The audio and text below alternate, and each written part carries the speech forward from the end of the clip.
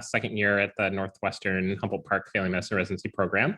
So to start, we're just going to have each of our panelists kind of give us a little intro on themselves, and then kind of some information about what they've been doing, what they love about their family medicine practice. So I'm just going to kind of go through it, and then so if each panelist could tell us who you are, where you went to residency, and what you're doing now, what you love about your family medicine practice, and what everyone should know about your particular field of family medicine, especially in that first year when you were out of residency.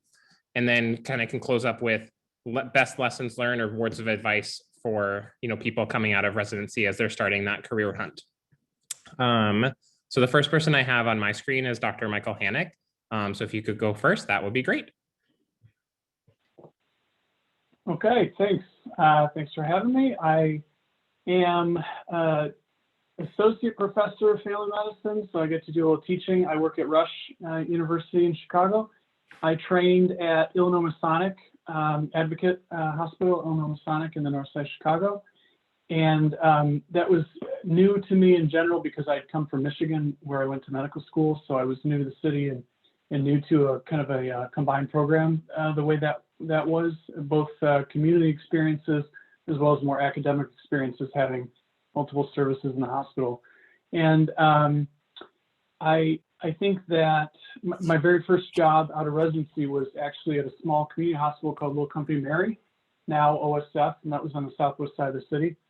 And we can get into it later, but it was a really great experience and a great kind of first job, because coming out, I didn't know what to expect, and I was worried I wouldn't have any offers, and I ended up getting a few. And I think maybe the important piece of advice is similar to residency. I mean, I spent a lot of time, I don't know if you're able to do that now, but I spent a lot of time meeting with people at the hospital or the place I was looking to work, and went back a few times of my own volition. They weren't inviting me back for more interviews. I just wanted to meet more people. And that helped me really solidify that, yeah, this is a good first step, and I was happy with the job. So I think I would encourage people to consider doing that. My other roles in my current career is that I am the associate CMO for population health. So I spend half of my time doing clinical medicine and the other half doing population level initiatives for the hospital and medical group, working a lot in the field of like quality improvement. And in terms of my, what I love about the job is that it's so varied. So no day is really the same, which is what we love about family medicine. And that goes for the clinical stuff as well as all the non-clinical stuff. And it's just a really nice mix of things to do. And it's something I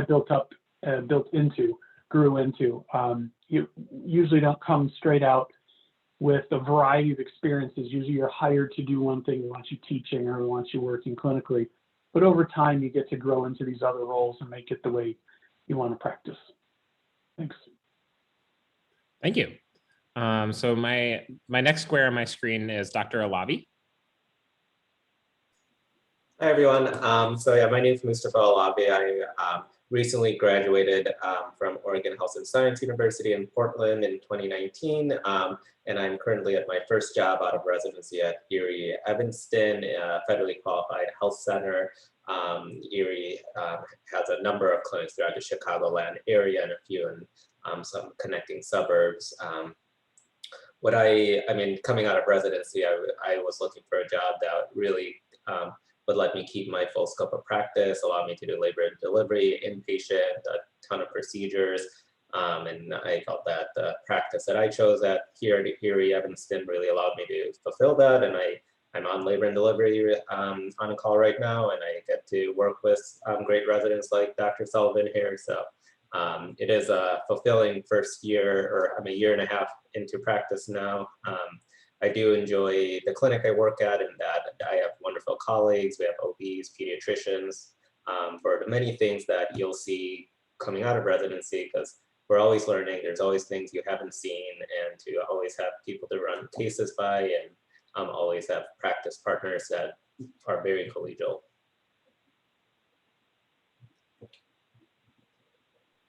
Any lessons learned?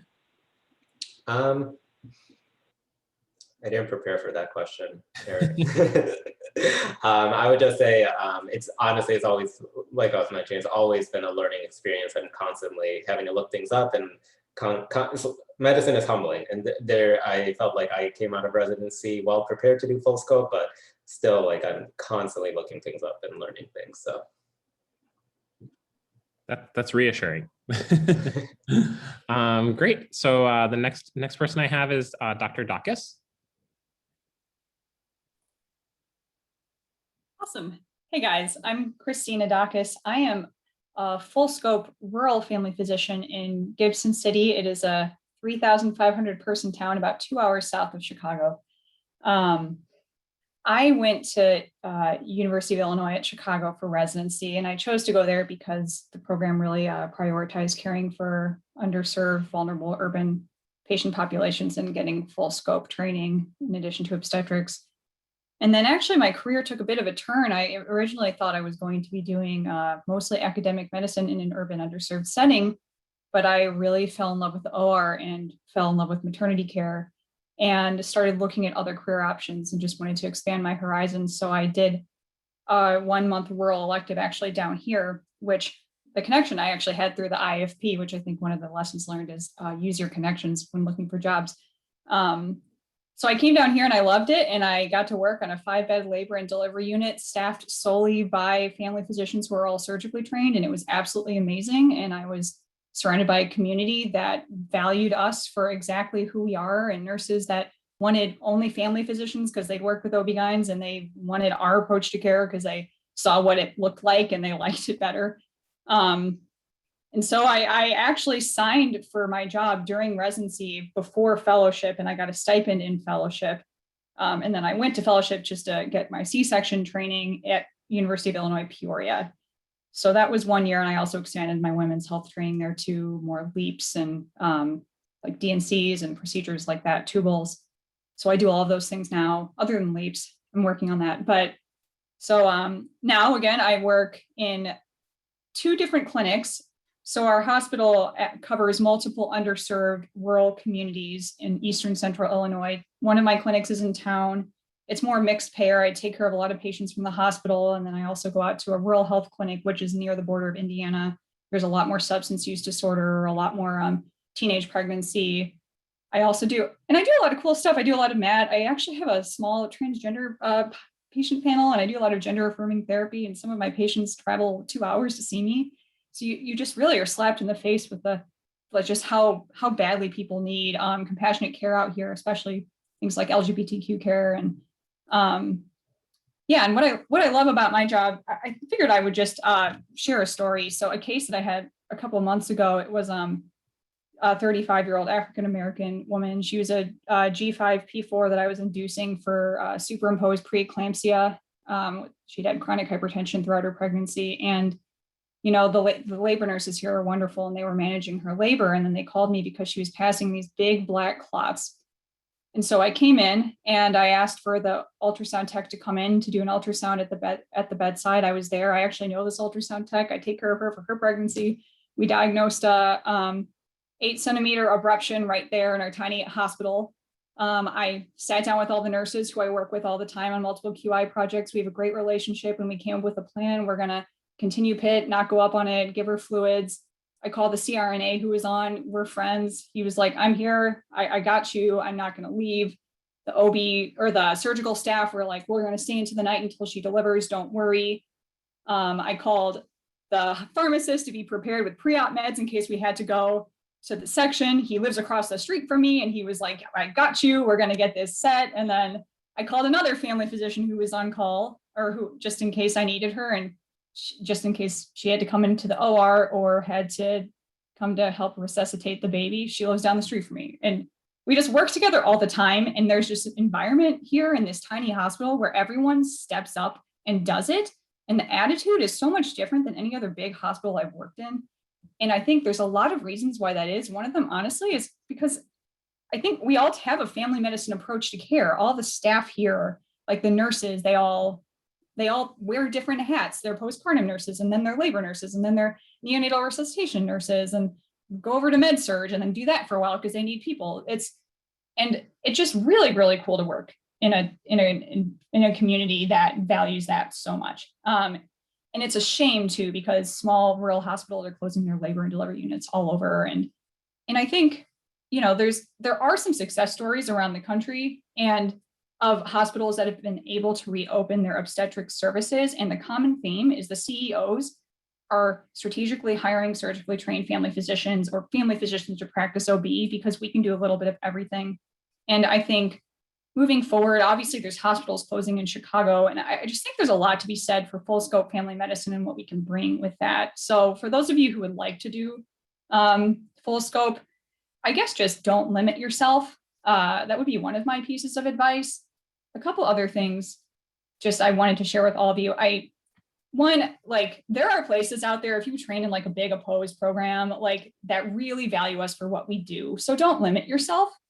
Also, I did say that I thought I wanted to do academics. And honestly, I had no idea how much I would fall in love with just clinical medicine. And I think when we, you know, in our training, we aren't exposed to a ton of people who do strict clinical medicine, just because everybody does people all are like, have their foot in the door with academics and are doing all these other things. And it just is incredibly rewarding. And I've gotten so much more out of just being face-to-face with patients than I did from committees or like presentations or anything like that. But that being said, kind of like what Dr. Alabi was saying, there's also a lot of challenges with full-time clinical medicine. Like, my very first case here was an emergency C-section for a breech that at first I missed. And it's like, oh gosh, okay, well, welcome to the real world. You know, it was humbling. But I also,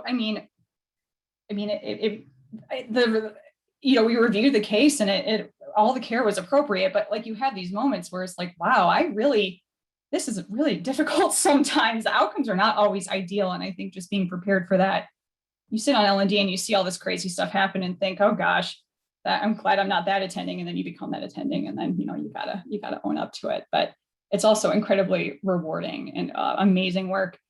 And I think, I'm trying to think if there's anything else I had. And just as an attending, just make sure your inbox is empty and your notes are done. I think that was probably the most important thing that you can do, apart from taking good care of people. If you're able to figure out how to do that, you can do practically anything. Yeah, so I'll let someone else talk now. Thank you so much. That was great. And I mean, yeah, the story is so great in painting a picture of you know, what you're doing. And I think that's really helpful for people. Dr. Shanahan, you're my next little box. Great. Hi, everyone. I'm Anna. And I've been at Northwestern for a long time, ever since college. And then I stayed for med school. And then I stayed for residency at the family medicine residency at Lake Forest. And then I loved that so much that I stayed for my fellowship in integrative medicine, and I still couldn't get enough. And so now I'm on faculty at the residency at Lake Forest. And I graduated residency in 2018, so still fairly new attending, and again did my fellowship in integrative medicine. And in terms of what I do now, so currently I kind of wear several different hats. I am again on faculty for the residency, and so I supervise the residents at the family medicine clinic up at Grays Lake. I also serve as the Associate Director of Education for Northwestern's Integrative Medicine Center downtown, and do some work with the medical students as well. And so I enjoy the variety a lot and kind of wearing all those different hats. I guess some of the things that I love about my current practice is that I get to practice both integrative medicine in my own clinic and then keep up my family medicine skills when I work with the residents and still have that family medicine clinic experience. So really the best of both worlds. And what I enjoy about integrative medicine, I think the most, is how it encourages you to think outside the box. We really have a lot of interesting patients, people who are coming in who have seen multiple people or who kind of want different opinions. And also you have a lot more tools in your toolbox that sometimes you might not have thought of, such as acupuncture, massage, and lifestyle medicine. And I love how integrated medicine incorporates cultural relevance as well, especially when a lot of people are valuing different cultural traditions and herbal remedies, and how do we reconcile that, and what our patients value. And in terms of lessons learned, I think one thing I would say is don't be afraid to design your dream life, and just really go for it. Think about what you really love. And if it's multiple things, just like I was, like, don't be afraid to see if you can spend your time doing multiple things at once. And there's a great book out there. I remember Dr. Clements, our program director in our chair, gave to my graduating class from residency. It's called Designing Your Life, by Bill Burnett and Dave Evans. And it's kind of a great exercise in kind of determining what you value when you're looking for a job, and exactly how you want to shape your career. So that's something that I recommend too. Great, thank you. That's great. It's good to have those specific recommendations for sure. Next I have is Dr. Manta. I apologize if I mispronounced your last name. Yeah, that's all right. So I'm Avinash Mantha. So I did my residency in upstate New York, in a place called Binghamton, New York, which is somewhat rural, fairly smaller kind of a place. It's a functionally unopposed residency, so I really got the inpatient pediatrics, OB, things like that, was on our own, so that was a good experience. I did a geriatric fellowship over at Loyola, actually through the Hines VA, which is like a very large VA, like for anyone who knows it. So academically through Loyola, but functionally at the VA. And I won't talk too much about that, because I think we have a whole other section coming up on fellowships too. So basically, after that, I was in a outpatient practice. It's called Oak Street Health, which is a Medicare predominant elderly population practice. I was there for a while, and then I so actually came back to the VA. So I am currently working at Hines. So I do mostly home visits in my job. So it's called home-based primary care at the VA. And so for anyone who's in home visits, it's a much different realm, right? Because you have patients who are homebound, who have a hard time getting out of their house. And so you're treating things in the home, because patients, really have a hard time getting to a specialist, have a hard time even getting a chest x-ray sometimes. So you're treating things in the home that you really didn't think that oftentimes you'd be treating. I also have a clinic. I also work, I'm kind of do like a little bit of everything. I also do some nursing home work. I do some inpatient work. I also have some teaching. So I work with the fellows, geriatric fellows. So I'm on faculty with the fellowship. I also work with residents and with students on the inpatient geriatric unit. And I would say really what I love about my practice is I get really sort of the overall continuity of care, right? So I can see a patient in the home, and that patient or a patient is admitted in the hospital. I can go see them because it's all one complex, and I can go to the ICU to go take part like in a patient's goals of care conversation, all like in the same day, right? So I can do all of that. So that's really great, having that sort of scope. And I also enjoy teaching. I really enjoy that, and I also enjoy. So we've got like really big faculty, people with a lot of diverse experiences. People who I can always turn to if I have questions about anything. Really, each of us has our own little sort of realm of expertise. So that's something that I also enjoy. In terms of a lesson learned, I would say really try to envision what you want in a practice, right? Think about what you want to be in your day, right? I mean, there's always a competing thing about a location, or perhaps money or some other factors, right? And those things obviously do count, right? I mean, there are some people who have to be like in a certain spot, right? But really think about like, what you want like in your practice and sort of how you want things to be like in your day. And if you do that, I think that ultimately you're going to end up with the right pick. Great, thank you so much. And we have one last introduction, Dr. Dixit.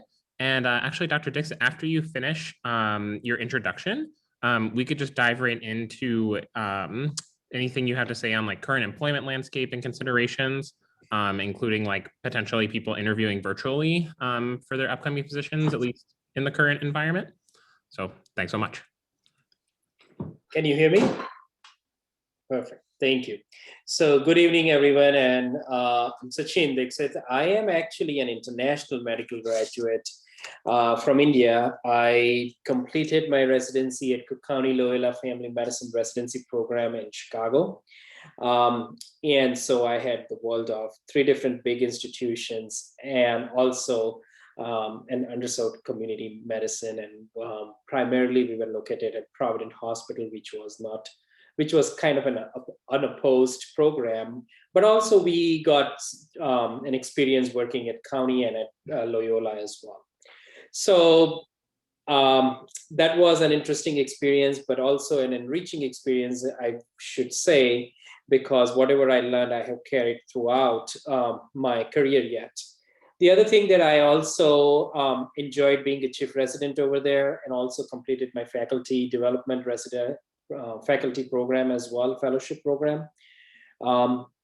Then I pivoted towards working with Advocate Health Centers. I joined them right after the residency. It was a fairly new clinic at Frankfurt. No patient base, 3 new physicians, and a completely new EMR that we were needed to roll out at that time. There was no any patient record of anything. So it was an interesting experience, but up for a challenge to establish practice and see how that goes in a suburban county. The practice went on for a good 5 years. The administration and corporate health practice did support us to establish the practice, but however, it did not took off the way it's supposed to be, or as the way it was envisioned, or probably budgeted in the corporate world, how that we say. No matter what, but I did stick with them, and the corporate did support me for quite a long time. And finally, I did transition to an Orland Park location, which I got an opportunity to actually lead as a medical director. Now here I am out of the residency 5 years down the line, and now I am actually leading a community health center, which has physicians working for 30 years plus. And so you can think about the dynamics of how that could be within the practice. But it was great. I learned a lot. And then finally, that has gone and grown into a booming practice with about 20 plus physicians, primary care, some internal medicine, some family medicine, and some APNs as well. I do oversee day-to-day operations and manage the medical management as well. I am also now transitioned into, and somehow during this transition, my interest pivoted towards addressing physician burnout, addressing physicians' work-life balance, and also trying to figure out best practices that I can help support physicians in their day-to-day job. And during that time, as I'm pivoting, I pivoted more towards administration. And so now that eventually I am a family medicine physician working as a regional medical director for the South Chicagoland service area for Advocate Medical. And I'm also a primary care service line leader for the medical group in the Illinois side. As you know, I'm with Advocate Aurora Health, and that has merged, that has presence across the state lines in Illinois and Wisconsin. And so we are trying to align the primary care services for both the medical groups. And in that process, I am working towards helping physician burnout and addressing those work-life balance issues that comes with that, being a part of the primary care service line leaders as well. So my journey has kind of pivoted towards all over the administration side now, more so compared to the clinical aspect. But what I have enjoyed being a family physician is actually trying to listen more to the patients, trying to understand where they come from. And of course, life experiences also made me more mature enough to how to deal with the patients and their conditions as well. And in that process, I have actually enjoyed each and every time that I spend with the patients, more so than working as an administrator here. So that's one of my one of the passion and the love that I have for family medicine. As far as the best lessons learned, as every other panelist mentioned here, I do think that being a family physician, you will get multiple opportunities to serve as wherever you want to. But one thing that I would probably encourage every one of you to see or to look for is pursue the passion that you enjoy for. There are multiple tracks, full scope, limited scopes, non-OB, OB, hospitalist, clinical medicine, academic medicine, administrator, hospitalist. There are multiple avenues for being a family physician, but yes, try not to limit your scope, to make sure that you are addressing each and every aspect of family medicine. But in doing that, the one thing that you want to be cognizant about is enjoy each and every moment that you do. That's what will give you more enriching experience. That's what happened to me. I was very down when I was at Frankfurt because my practice did not pick up. But I stick because I enjoyed working. I enjoyed working with the people that I was working with them. And that actually gave me an enriching experience towards maturing more towards my leadership capabilities and help inculcating that as well. So I would encourage, and that would be the word of advice. As far as pivoting from that to the employment landscape and considerations with future interviewing, the pandemic has helped us understand and actually made us more resilient towards innovations. Had it been Zoom meetings that we are doing right now, or had it been an interview conducting virtually, or would it be video visits with the patients that you all might be doing, or could be anything else that you might be connecting across your family members throughout the world, especially myself, who have been a challenge of being on one side of the Atlantic and the other side of the Atlantic with my family. So pandemic has helped us navigate through that. That's one of the silver linings that I can say, that we can probably work towards improving our life balance and see where we can do with that. But I also think that has pivoted most of the healthcare systems, especially like mine, where we used to be more heavily dependent on in-person training, in-person interviews, and processes that we had across the continuum of the recruitment process. We pivoted towards virtual interviews, because I think there are pluses and negatives for both. But on the plus side, it was more convenient for the interviewers and for the interviewees. Time saving, money saving. Pandemic, we couldn't do anything about that. At certain instances, the interviews you can do more and more interviews during the day, right? You don't need to be handicapped by just one location. So that was a plus side. While doing that, there are other negatives as well that comes with that as well. One thing that was very fragmented. Sometimes the process can be very fragmented because of technological issues. It's never that smooth sometimes initially when we started the process. Eventually we matured enough with our processes, but initially it was not that smooth. There is a sense of losing that personal touch and personal communication that comes with while you are interviewing in person. So that's one thing that can be we need to be mindful of it.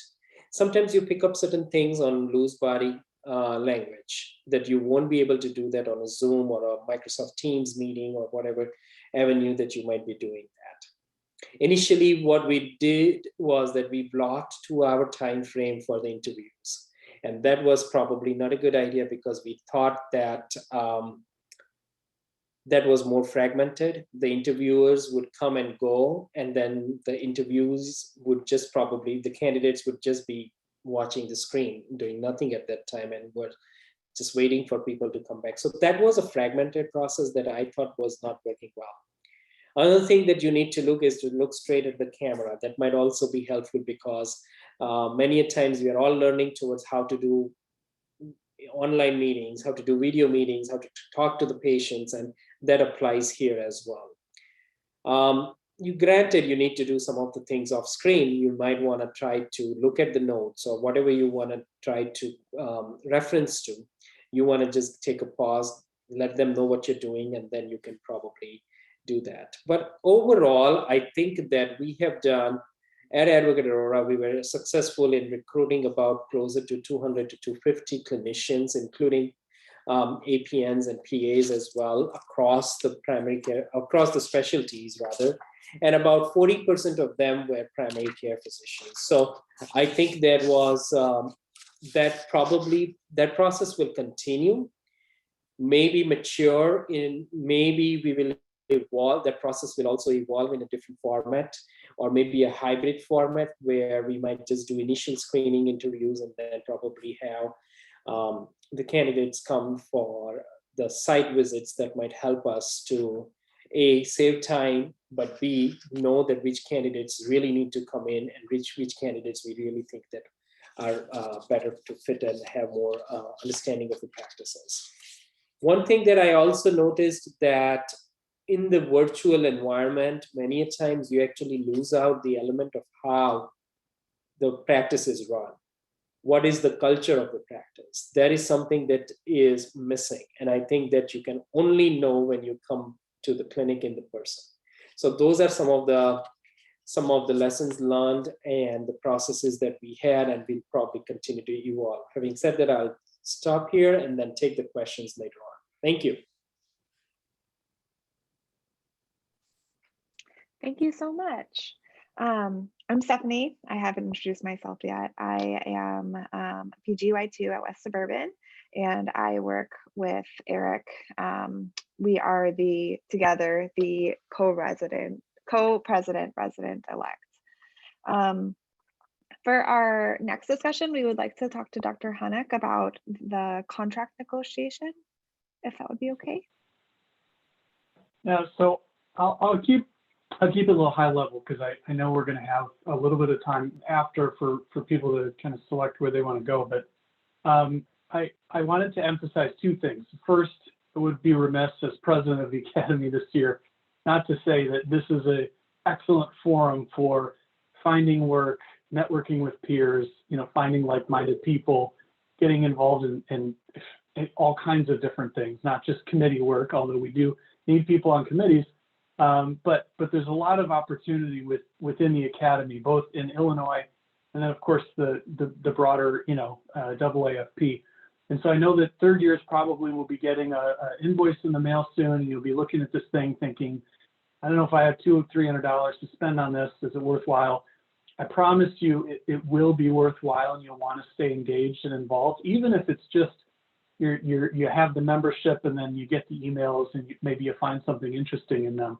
But over time, the Academy involvement for me, and I think many of us in the panel, it really has paid off, and it's been super helpful. I mean, even just like a clinical question, I have colleagues across the state, across the country who I can ping and say, hey, I don't know what to do with this thing, and we don't have a pediatric hepatologist here. Do you have someone out there you could help me with? And so the networking is just really phenomenal, and hopefully you'll have that chance and you'll continue to stay involved, because I think there's a lot coming back, not just the CME counting, which is also a nice hassle to take off your back because the Academy does it for you. But I want to encourage you to stay engaged and involved and at least keep your membership. And think of it like a practice tool. Regardless of your practice setting, you're going to have like-minded people that you can connect with through the Academy. Now, in terms of like contract negotiation, it's highly variable. There's no one right way. depending on where you're looking for a job, you're going to have varying amounts of flexibility. You know, you go to a place like Advocate, they have a single contract that they probably used 1,000 times. And then you might have an amendment or something that you get to tweak and maybe make your own and try to, you know, negotiate something. Whereas you might go to Gibson City and come in with like a blank slate and say, these are the things I want to do. And if you want a great person here, this is what you have to give me. And I don't know if it was that easy for Christina, but I'm going to throw that out there because I think it's probably easier than what I encountered in my first job. But I think that knowing what you bring is super important.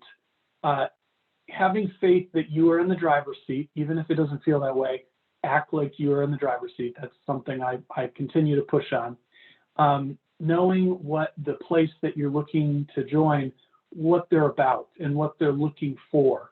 Because maybe it's completely just not what you bring, and there's no sense in trying to like make the square, you know, fit in the circle. Like it doesn't, it's not going to work. And the other thing I think is seeing, if you're able, of course, seeing how people interact there. So not just the physician colleagues, but like, are the staff happy? Do people seem to enjoy what they're doing there? Are people working at the top of their license? They feel like they're working with autonomy and unrestricted. To me, those are really important things to know that there was a potential for a fit. And then, you know, we talk about culture and practice culture, and I think it's really important to know, like, what is, in my case, I was joining a larger organization. So what was their mission? You know, what was their plan in the next 3 years so that I could really position myself to say, this is why I think I would work out really well here. And this is why I think this works for both of us. And when you position it that way, my experience has been that there's a little bit of affinity that grows. And so now they're thinking about it because you keep giving them reasons to say yes.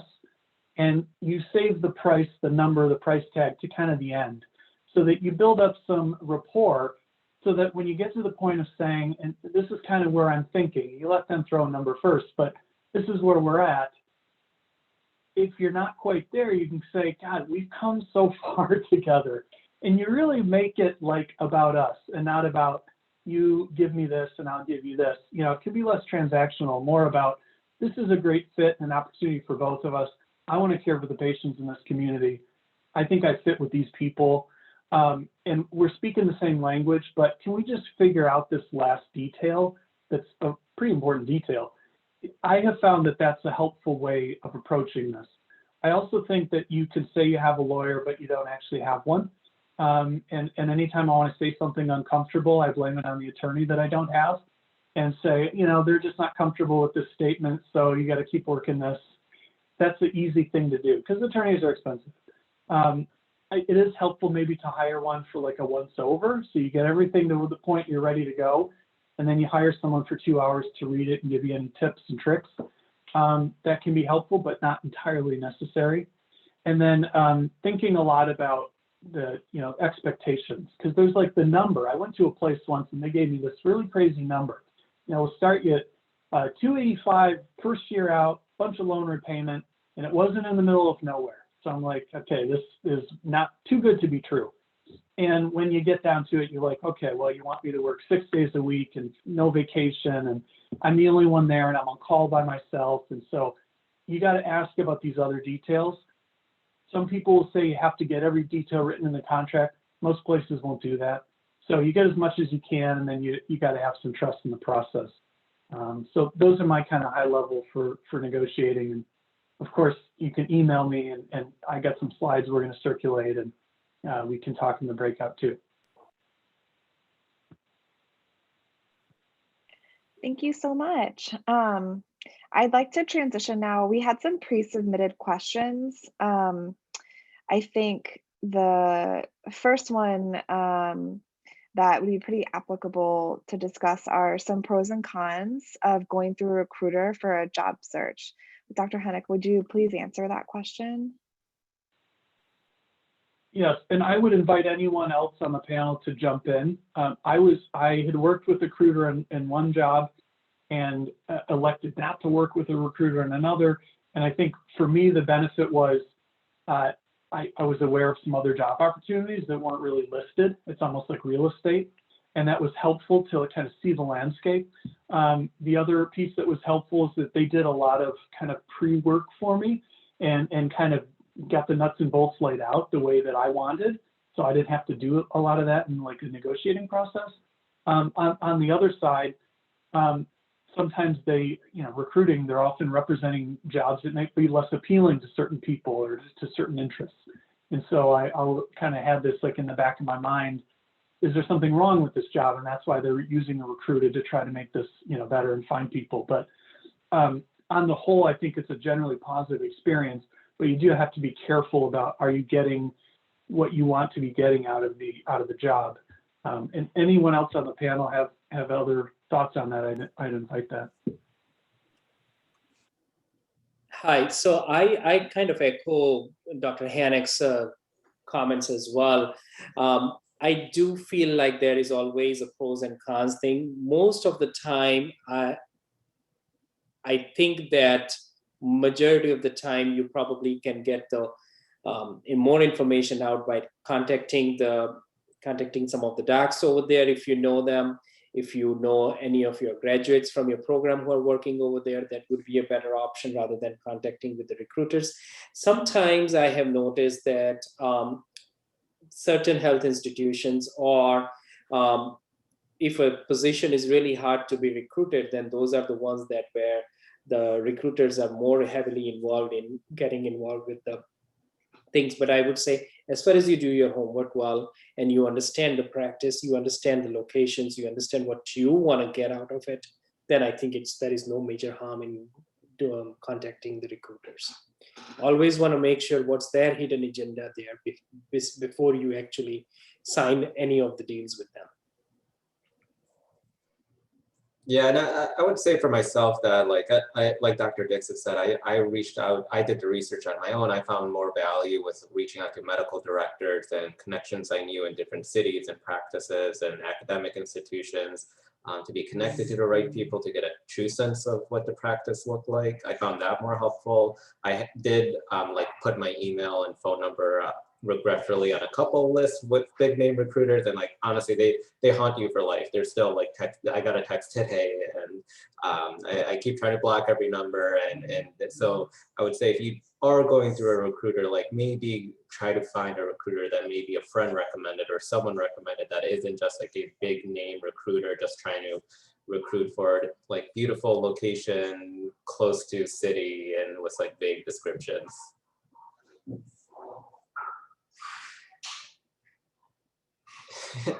Yes, I did contact Jenny to find this job. Thank you guys. Yeah, so I think I just cleared it with Jenny to make sure it would be okay. But one thing that for the IAFP, if we keep saying, you can reach out to your colleagues here, you can always email Jenny, and she usually knows where everyone works. And she's been around for a long time, so she's often able to make connections. Dr. Alavi, can you speak about how moonlighting during residency can be leveraged to negotiate a higher starting salary? Yeah, so I forgot to mention that I did a 4-year residency program, or OHSU forced all of us to do a 4-year program, and I very happily signed on. But that 4th year allowed us a lot of extra liberty and time to moonlight, so not all residencies in a 3-year program allow for that. But if you do have the chance for moonlighting, I found that extra time, extra independence, just extra clinical experience added a lot of value. I felt like I got to really just flourish, and you have to make the decisions on your own. And I obviously for complicated things, I would still have someone I could reach out to, but it really kind of let me fly. And so when I was on the interview trail, I kind of kept track of my patient volumes, of how many extra cases I saw.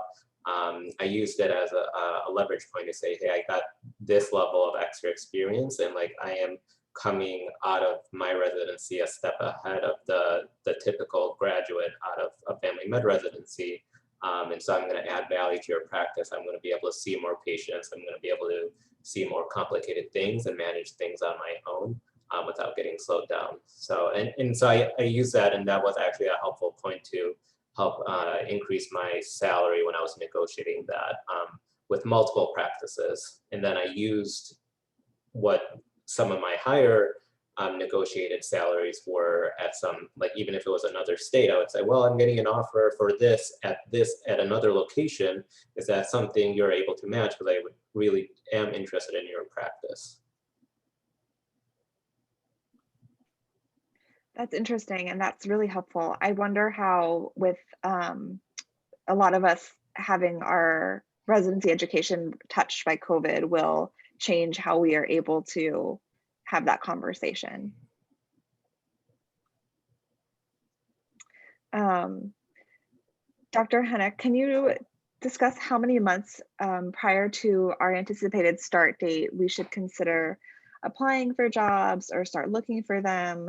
You know, if you wanted to start in September after you graduated or October, when would you apply for that? That's a good question. This challenge of like timing is everything, because there will be jobs that you think are perfect and there's just no openings, and literally, you know, 3 weeks later there's an opening because things change, a budget changes, you know, practice decides, you know, we need to hire someone else, staff person leaves, whatever it might be. So it is pretty fluid. I encourage people to start looking 6 months ahead so that you have time to both look but also negotiate. If you find something that looks reasonable, you might find yourself, you know, with an opportunity that kind of lands in your lap, you know, well ahead of when you might start looking. You know, might hear something and you got 9 more months to go still, or a year to go. Doesn't mean you can't investigate. Some jobs are looking for someone to start at a particular date. We need someone on August 1st, and that may not work if you're in your second year. But other places might say, well, you know, we're going to hire, and I know this from our system, you know, we have a timeline. We've got 3 hires over the next 4 years, and this is the places we are thinking of putting people. And so you might come in saying, listen, you know, keep me in mind. I'm really interested in this place or this location or this work. And you just kind of, you know, notify them. And then every few months you check in and say, anything open yet? I did a lot of like cold calling and letter writing, basically sent a cover letter and my CV to a whole bunch of like, you know, HR departments in various health systems. And most of them did not write back, including the place that I work at now. And part of it is they just didn't have a job ready at the time that I was looking. And sure enough, they came back around actually the other way, looking for me on the second time. So you just never know. But I do tell people they should just start looking. You don't have to feel pressure, because if you absolutely need a job tomorrow as a physician, you can get a job tomorrow. You might have to move, might not be what you want, but you can get a job doing locums or urgent care, or there's all kinds of little opportunities here and there if you need something short term. But if you give yourself time, then you can really explore, and it gives you more leverage to negotiate, which is, you know, kind of the key. In my experience, I think sooner the better, that's better, because you will have enough time to evaluate where you want to be, and you will have more choices as well. Plus, from as Dr. Hennick mentioned, from the recruiting side, there are certain timelines that they need to meet as well, but there is some time lag for, especially at Advocate Aurora, I know that we require minimum 3 months of credentialing because of the processes and the hospitals and all that stuff. So, and PHOs being involved. So it does take a little longer time. And then apart from that 3 months, you probably will end up spending time in negotiating and all that stuff as well. So contract reviewing by your attorney, all that stuff, that takes time. So it is okay to start maybe September, October, or maybe even sooner, to at least get the understanding of where you want to be practicing. And then, because that will take some time. Thank you. I think another question that some people might have is, what would you consider to be like a red flag in a contract? Say that you really like this practice and you're very happy with the agreed upon salary, but what would be something that you would say, that's not something I'm comfortable having in that contract? And any panelist can answer those questions. Cool. So especially if you're going to be doing, well, I guess it doesn't really matter if you're doing obstetrics or not, but this is very important with obstetrics. I would make sure that you have tail coverage. I don't know if people know, if everyone knows what tail coverage is, but essentially what that means is if you leave the job, will they continue to pay malpractice for the work that you've done there?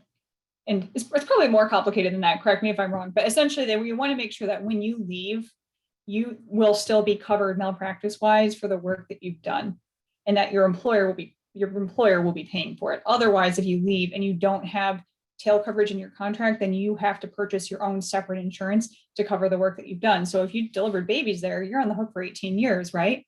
So you want to make sure that there is coverage from your employer, even if you end up leaving. Now, I didn't know how long I would stay. I like it here. I think I'll be here a long time, but if I got here and 2 years later, I wanted to leave, I wanted to make sure I was still taken care of. I actually moonlighted for a while with a separate organization in fellowship, and they put in my contract that, this is kind of my contract horror story. They put in the contract, employer will continue to pay malpractice coverage if this agreement is terminated, unless the employer ceases to operate a clinic in Illinois. And I didn't really think anything of that. And then 6 months later, they closed their clinic and didn't have another clinic in Illinois. So I was kind of on the hook for coverage for them. I wasn't doing maternity care there, but I honestly would get a lawyer. I found my lawyer that reviewed my contract for my job here through the IAFP, and it was like $400, I think, which sounds like a lot when you're in residency, but when you're an attending, it's worth it. Like, it totally is worth it, I think, to have somebody look at this, because I didn't have someone look at my other contract, and that was everything ended up fine. But yeah, and then I think that's really the big thing. Other things that I would just be sure to negotiate, like for me, just as someone who wants to be a parent eventually, getting a good idea of what maternity leave looks like, and wondering the process for that. I actually got them to write 12 weeks of maternity leave into my contract. And then other things, just if you want to moonlight, what happens, what are your employer's policies for moonlighting? Do they have restrictions on what you're able to do if you want to moonlight? So again, a lawyer can be very helpful, especially if you're new to this. Picking up on that, yes, agreed. The number one thing that you all want to do is to pick a lawyer, regardless of wherever you are going. Regardless of the location, you know where you are going to end up. Even if it's going to be your own residency program, you still want to make sure that you want to have a lawyer review your contract.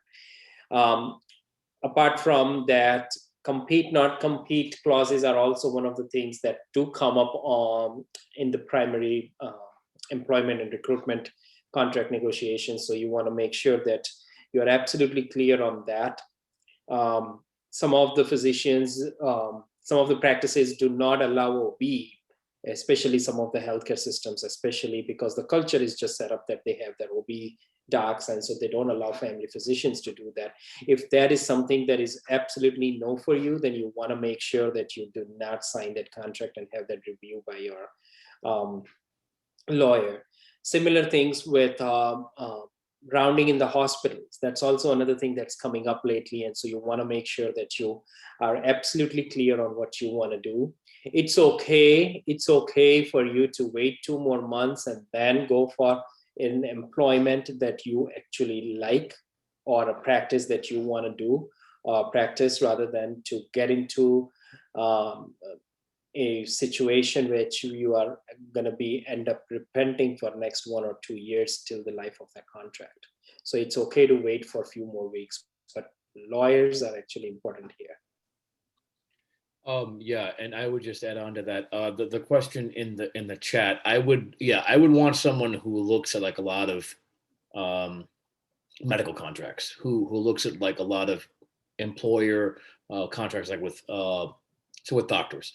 The other part about the tail coverage is you oftentimes have to meet a certain time frame in the business to actually get a tail, right? You have to actually work 2 years, right? In order to get your employer to actually pay for it. that even works like with a signing bonus. Oftentimes people will say, oh yeah, this place offers me like a great signing bonus, but you have to actually work there 3 years, otherwise you don't get it, right? So this is also important. Like a lot of people have actually been screwed out of money that way because they didn't read it. Different people will have different views, and so I don't mean to open up this whole debate, but on, for example, supervising an NP, like a nurse practitioner, right? That may be like in your contract, right? So just think about, is that something that you want to do? In terms of a like a red flag, this isn't like in the contract actually, but I'll just say based off personal experience, I was going for an interview. And so basically I was told by someone else there, another employee, that, oh yeah, it'll be great to have a geriatric guy. We can dump all of our really complex geriatric patients. And so, you know, we can start seeing OBs, we can start doing prenatals, right? So needless to say, I didn't join that practice, right? That was not what I wanted to hear out of an interview, right? So, or out of a experience at the job. So, yeah, just a few things I've noticed. Thank you. Thank you so much. I think that we have 2 more questions. One I was just sent, which we'll get to next. We wanted to discuss salaries versus RVUs, and then for specifically attendings in your salary, well, sorry, not attendings at educational locations where you oversee residents. Do residents' RVUs get lumped into your total? So it's kind of like a 3-part question. And then another question asked in the chat to me are non-compete clauses, if there's any general rules for what is or isn't reasonable. So I can pick up on the non-compete thing. Technically, there is no particular rule. Most of the time, the practices actually want to restrict. If you want to leave the practice, they will probably restrict you from as much far away from that particular clinic as possible. So if in case you have an established practice, you work there for a few years and you have a full panel or very heavy practice, and you love your patients, but you just don't love that location or just don't love the culture, and you're just really miserable and you need to leave, then it's important at that point that you that the non-compete comes in place, because you don't want to be essentially going to a location where you have to start up the whole business again or start the practice again.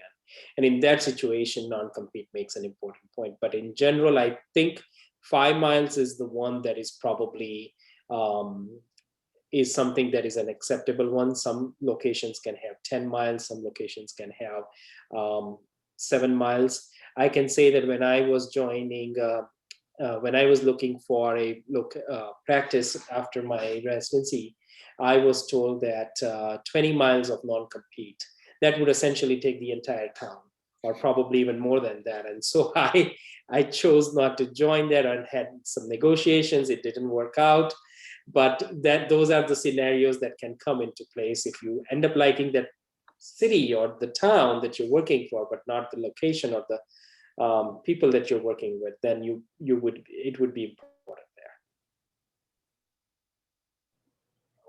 Yeah, and I think those non-competes also matter about the location you're looking at, like relative to the size. Like a Chicago non-compete is probably going to look different than a Gibson City non-compete. So like, I believe my non-compete is only a couple of miles because there's so many practices. Our patient population is so much bigger in Chicago. I mean, don't take this for law, but like my faculty at my program would say like, well, if you go to like, say you're in a non-compete and you don't, if that's for 2 years and you want to leave within a year, like will a big organization, if you go to another big organization, are they going to take the time to actually like hold you up on your non-compete and get lawyered up and things like that? That probably won't happen. But again, I don't have that experience to say that actually is true, but that is what my faculty said.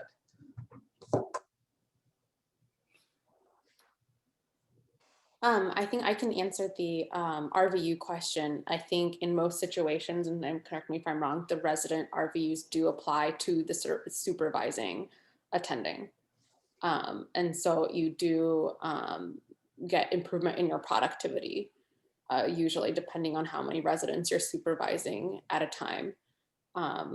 And so I think it's important to kind of keep in mind if you are supervising residents, the kind of clinic setting it's in, how many residents you'll be supervising. It's important, I think, to ensure that, you know, it's about their learning experience also, and not just about trying to get as much billing out of it as you can. So it's a slightly different, I think, mentality shift as well, as opposed to your own practice, and the billing is kind of different, but the short answer is yes.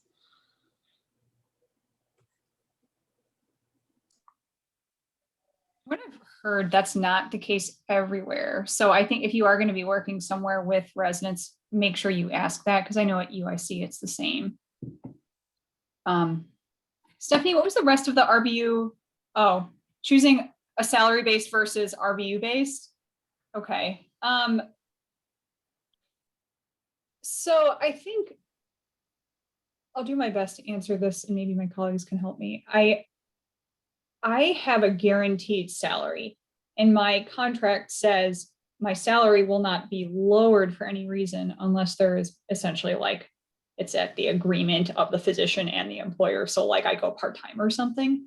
However, I do also have the ability to make an RVU bonus. So, but there are a lot of places where you go and you're kind of expected to build, like you have a guaranteed salary for 2 years. And then if you don't make that salary, then you might actually take a pay cut. So I like where I'm at because I have a guaranteed salary that won't change.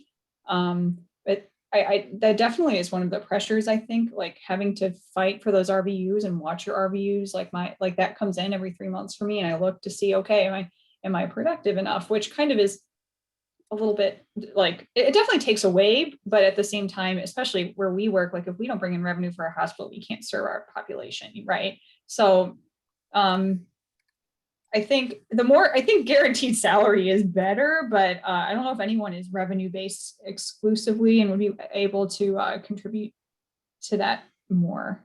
So I can speak to that a little bit.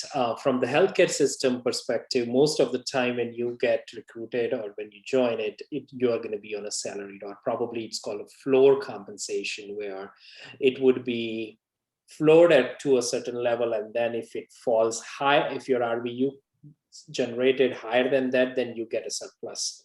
But at least you're guaranteed at a certain amount of the floor compensations for RVUs. That is for the first term of the contract. And then eventually it rolls on to a production compensation. There are numerous compensation models throughout the nation, across the different healthcare systems. They are applying it in different ways. So it's important for you to ask the physician compensation structure, not just for the first year or 2 years when you are going to be in that guaranteed contract, but what is going to be after 5 years? Is it going to be RVU based? Is it going to be if it's going to be a group practice, are you going to be one of the owner of the practice, or you're going to be a shareholder? Those are some of the important things that you need to ask at the time of the interview. Not to put anyone on the spot, but to get into the nitty gritty, if you're a new graduate, what would be an unreasonable amount of RVU? Like, normally they'll say, the first 2 years, your salary, and then you go to a base plus RVU. And if you meet 2,000, would that be a number that you think would be attainable or unattainable, depending on, your practice location, your patient population? I think I would do what I would recommend is to actually do the research on what the practice is. Is it busy enough? And B, what's the fair market compensation for that area? And then figure out what would be an ideal. Is it something that will be okay for you to join initially? Now, you also need to be aware that practice is supporting you for those 2 years or 1 year or whatever the time frame of your contract is for a floor or a salary-based compensation as you are ramping up on your practice. So there is some leeway there as part of a negotiation contract and some leap of good faith as well. But I kind of hard to say if there is any one particular amount of a number of RVU that would be idealistic for a new grad at that time. Dr. Hannock, do you have any suggestions? Because I think you probably have been in employment for a while as well. Yeah, I mean, at Rush, I can tell you right now, I'm held to a full-time, I'm not full-time, but if you're full-time, you're only seeing patients, you have to hit 4,600 RVUs a year. That's what they decided the limit was. That's based on a variety of things. They look at other healthcare institutions, academic centers, Vizient, the region, et cetera. I think that starting off, you're not going to have that expectation. At least you shouldn't. And it should be either less than that, or that there should be some kind of a sign-on bonus to account for the fact that you're not going to get a bonus in your first year. Just not possible. And I know more places are doing that, so I would push for that, as well as moving expenses if that's something that you have and can negotiate. And then on the renegotiating the term, and looking past year one, usually there's some bonus that you should be able to get. You should say, I just don't think I'm going to be able to build from scratch versus taking over for someone. You're coming in, someone just left. You're going to have a much busier time starting off, and you're going to get to that point earlier. Whereas, in my case, I started a practice that they wanted me to start from the ground up, and they were putting up billboards to announce this new practice. That doesn't happen overnight, and so you have to ask them to, work with you, and maybe you sign a longer term knowing that they're going to pay for some of that, and they're going to give you that leeway. So everything's negotiable. That's another one of my tips, is that you never say no, and everything, no matter what they tell you, everything's negotiable. And if they tell you this is just something we can't really change, then you make it a negotiable thing, and you say, well, I'm going to keep thinking about that, and you make it sound like it's still negotiable, because usually you can find a way around it or find something that they can push on outside of the thing that's not negotiable. I think that's really helpful to do. And I was just going to comment, I guess I can say it, but I was writing it, that you could purchase for salary benchmarks. Vizient makes available, AMC. AAMC makes available a salary benchmark, they call it a survey, but it's like $1,000 for institutions, but as physicians, students, et cetera, you can buy it for like $40 online. And it's money well spent, because it helps at least give you a ballpark if you think your RVUs are looking right, but maybe the salary seems too low. At least you have something to use that's a true benchmark that looks at city, rural, academic, non-academic, with OB, without OB. They have these different benchmarks, and that's helpful for negotiating too. So you don't come in, acting like an all-star, and then all the benchmarks say, no, that's not what you'll make anywhere. So you don't want to totally lie, but you can also push institutions against each other if you think you're getting a bad deal somewhere. I'd also like to add briefly, Stephanie, I approached that just by asking how easy is it for your physicians to meet their RVU quota? Like, what percentage of your physicians meet their RVU quota? And they said, all of our obstetrics family medicine physicians meet their RVUs without a problem. And then it's like, okay, and then asking other people that work there too can help. Also, here, if you do family medicine with OB, you actually make more per RVU than my non-OB colleagues. So it's easier to meet those, to basically make what I get paid because I do OB. So those are other things to take into consideration too. Thank you. That's so informative. I was sent one more question, and it is regarding initially starting at full-time with the intention to maybe going part-time. And is that a red flag to employers for us to say that? Does that feel like maybe the physician isn't ready to, work full-time? I guess I would wonder why you have to mention that on the interview trail. And just go into it thinking what you'll plan to do full time and see what life happens and changes for everyone in practice. I think there might be a variety of reasons that might force a physician to go into a part-time. But if that's the intention to begin with, then you need to let them know ahead of time, because many of the times practices might think that that would be an ideal candidate, but then that would be for the full time. But having said that, most of the practices, most of the medical groups actually do support physicians if they go into part-time employment or part-time, because there are so many factors involved in that as well. And to really understand the reason why the physician, is it the system issues or is it the personal issues? And if it is something system issues related, then the system would probably try to work and try to help them to not go to full-time, or maybe support them to go to full-time and try to come up with different options with that. Thank you. Thank you all so much for your time and for all of your wonderful answers. We are going to allow people to split up into little breakout sections. I think Ginny is going to take over from now. Yeah, just Thank real you quick. again. Some important things, especially if you know you have a special interest in some aspect of family medicine, definitely join one of these member interest groups. Many of the panelists you had today are involved with these interest groups, and it's just a great way to expand your knowledge base and make some connections. You can do that through our website. Some upcoming events on the calendar. We have a couple of education opportunities in April. May has our advocacy event, Spring into Action, where we used to go to Springfield. We'll have to do it virtually. This is your chance to advocate with the state legislature, and there are a lot of veterans of those programs on the call now. We'll also be doing our resolution writing workshop. So if you have a passion for policy within the academy, that's the place to start. All these events are on our website. Just wanted to make sure we call them out now while we've got you here. This is a little bit more about Spring into Action. Registration is open. And it'll be on you can pick one night, May 5th or May 13th. It'll be in the evening, like a 7 to 9 p.m. Those of you who are interested in being the next resident president-elect, like Dr. Sullivan and Dr. Beard, if you're a first or second year resident who's going to do a fellowship, there's information about that.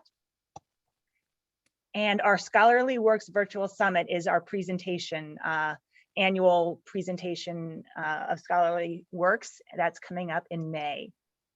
It's never too early to think about the awards, our Family Physician of the Year and our Teachers of the Year. That's all online as well, and everything is on our website. Okay, that being said, if this was a live event, we'd wrap up, and then if you had any specific questions for any of the panelists, you would have a little conversation with them on the side, in the corner. So we're going to try to replicate that for those of you who would like to ask some more questions of any of our panelists. If you think you've got everything you need to know for now, please feel free to drop off now and enjoy the rest of the evening. And hopefully we'll see you in April, May, July, August, September, any of those events on the horizon. If you'd like to stay, each of our panelists will be assigned to a breakout room, and you'll be able to put in the chat if you'd like to join one of them. So I'm going to stop sharing my screen now. If you need to go, then feel free to disconnect now. I'm going to open up the breakout rooms, and if you would like to go visit with one of our panelists, please put that in the chat, which one you would like to go see, so that we know, I know where to move you. All right, I'm going to open all the rooms. And when I see in the chat anyone who wants to go somewhere, I will send you where you'd like to go. Thank you guys so much. Yeah. Let's see. Okay, here we go. Assign two. There goes one. I'm just going to go as quickly as I can find them and send them. Here we go. Thank you. Melissa. Bye-bye. Okay. Let's see. Okay. I see a couple more left. If you know where you'd like to go. Dr. Usman or Dr. Nwike, if you'd like to go to one of the breakout rooms, I am happy to send you.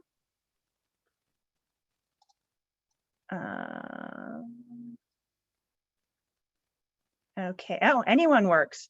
Okay, why don't we send you to, okay. Let's see, who needs somebody?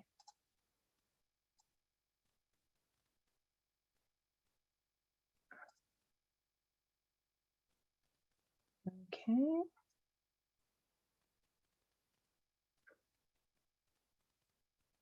Let's see.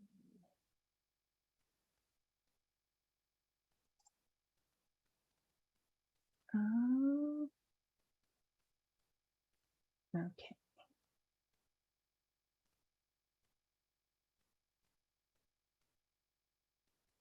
Do we have everyone in there? Okay, I think everybody's got someone. Oh,